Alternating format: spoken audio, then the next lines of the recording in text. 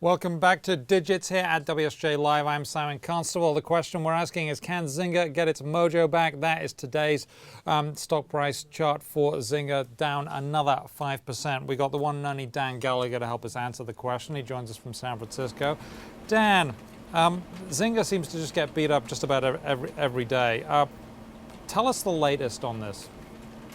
Well, this morning's trades were sparked by a downgrade from Piper Jaffray that mentioned a few concerns about the company, mostly in the fact that they think the bookings that are already going to be down in 2012 might take even a further hit in 2013, which means they don't see any upside coming even next year for this company that's already taken such a big hit to its core business so far this year. Well, and they're also saying that the games that Zynga are producing are not very popular, or not really very popular as they may once have been, with teenagers.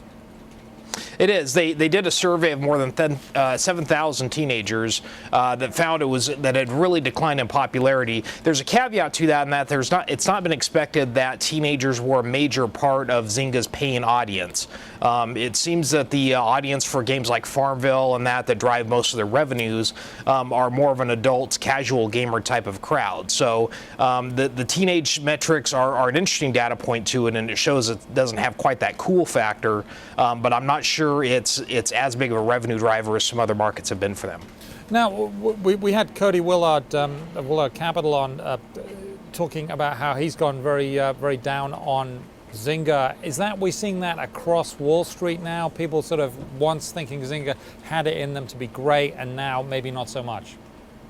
There's a lot of skepticism on Zynga right now on Wall Street. It's not so much reflected in the ratings because the stock right now, it's kind of floats up and down a few percentage points each day because it's a $2 stock, and at its level right now, it's actually below the level of its cash and its real estate on the balance sheet. So you could argue that investors are already valuing the core business at zero, and so the trades you tend to see up and down tend to be more speculative in nature.